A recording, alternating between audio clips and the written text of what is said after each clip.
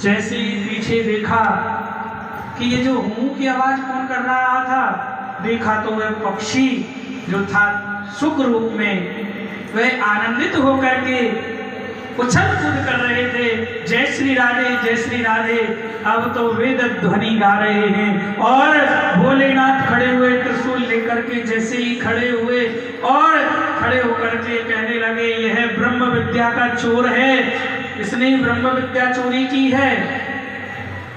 जैसे ही खड़े हुए तो मारने के लिए दौड़ने लगे तो वह पक्षी उड़ते उड़ते उड़ते उड़ते कैलाश से साम्याप्रास में जहाँ श्री वेद व्यास जी की पत्नी विटका देवी रहती हैं परनकुटी में, उन्हीं विटका देवी के मुख में उवासी आई और उस उवासी के अनुरूप वह सुख स्वरूप में ही वह पक्षी मुक्ष होकर के गर्भ में प्रतिष्ठित हो गए। उन्हीं का स्वरूप प्रति स्वरूप अब तो श्री सुखदेव जी के रूप में अंदर ही अंदर गर्भ में ही अब तो वेद ध्वनि हो रही है और मंत्रों का उच्चारण हो रहा है। भोलेनाथ आए, आकर के देखा वह पक्षी चोर है।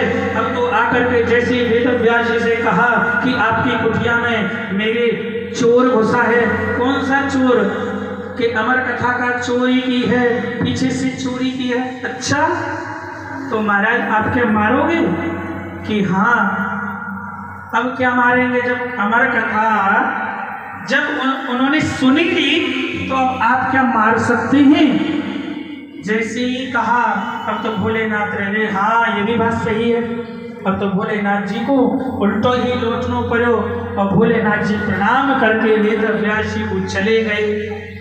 इधर विटका देवी के गर्भ में अब तो महाराज बड़े ही वेद ध्वनि हो रही है और वेद व्यास जी बड़े सुंदर रूप में कह रहे हैं कि पुत्र बाहर आओ ना, आपकी माता को कष्ट होता है। और 12 वर्ष तक गर्भ में वास किया। बोलिए श्री सुखदेव जी महाराज की जय हो। जैसे ही प्रादुर्भाव